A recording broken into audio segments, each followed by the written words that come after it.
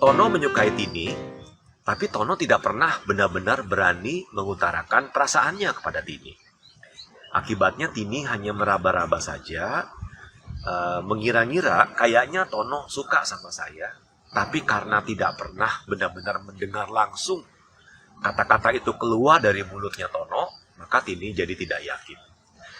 Dapat ditebak ya bagaimana akhir dari hubungan Tono dan Tini. Nah, fenomena Tono dan Tini ini sebenarnya fenomena yang umum kita lihat dalam dunia bisnis misalnya ya, bukan hanya perjodohan. Misalnya ada sebuah kesempatan, sebuah peluang meniti karir, mungkin naik jabatan atau melamar sebuah pekerjaan atau bermitra dengan partner bisnis tertentu. Tapi karena tidak mampu mengutarakan diri atau bahkan tidak berani mengutarakan diri, maka peluang tersebut akhirnya lewat begitu saja. Cuma masalahnya gini, kalau saya ngobrol sama teman, bicara sama teman, ya bisa berjam-jam itu nyantai gitu, asik gitu. Tapi kalau saya bicara di depan kelas, ya, di atas panggung, atau di depan mata-mata yang memandang, kok kayaknya tuh langsung deg-degan, keringat dingin, mulut rasanya kering, tangan bergetar, dan lain sebagainya gitu. Ini ada apa ini? Kok bisa seperti itu ya?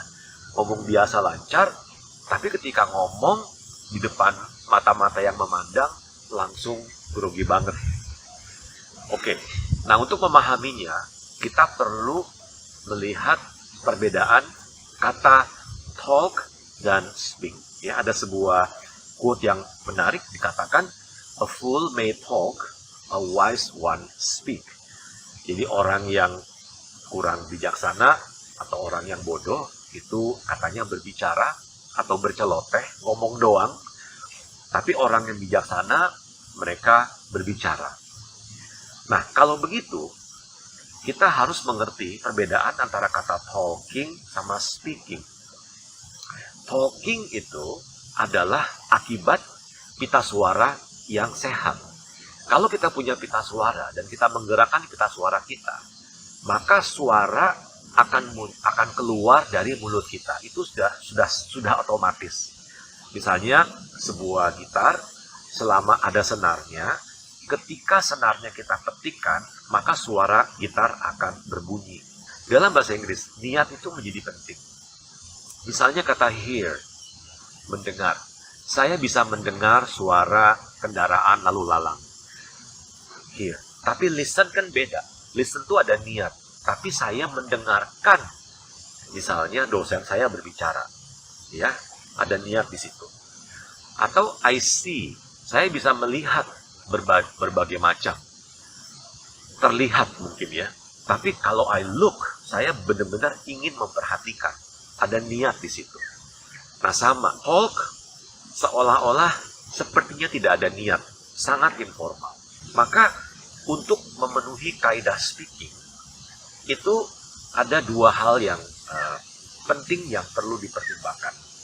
Yang pertama, kalau orang mau speaking, itu dia harus memenuhi kaidah efektif dan efisien.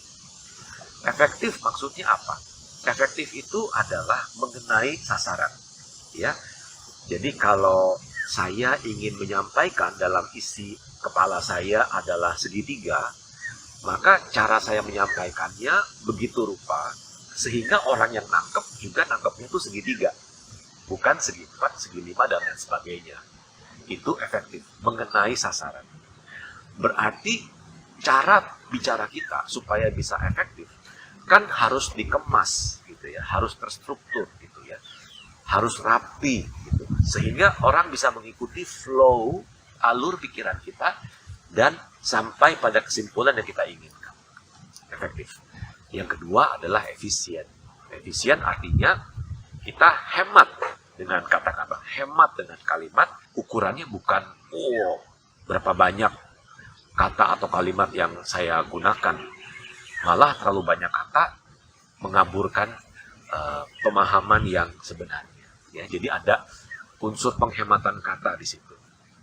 Nah, syarat kedua untuk bisa berbicara dengan baik adalah ada pengaruhnya atau ada impact, ada dampaknya, ya. Jadi komunikasi itu harus ada before and after, sebelum dan setelah. Oke. Kalau sebelumnya dia tidak tahu, jadi tahu. Dia tidak bisa, jadi bisa. Dia tidak mau, jadi mau. Oleh karena itu, speaking, berbicara adalah sebuah skill. Public speaking is a skill, ya. Nah, karena dia adalah sebuah skill, caranya untuk meningkatkan skill itu adalah dengan dilatih. Kita nggak bisa, misalnya, nonton YouTube berjam-jam tentang bagaimana caranya berenang. Oh, saya sudah tahu bagaimana caranya berenang. Saya sudah lihat ratusan video YouTube tentang berenang. Kan nggak ada jaminan dia bisa berenang. Karena berenang adalah sebuah skill, sama seperti public speaking. Itu harus dilakukan. Harus dialami sendiri, baru kemudian skillnya bisa meningkat. Ya. Jadi nggak ada cara lain kecuali kamu dan saya berlatih. Dan terus berlatih, meningkatkan jam terbang, ya, jam terbang, baru kemudian kita menjadi seorang pembicara yang lebih terampil.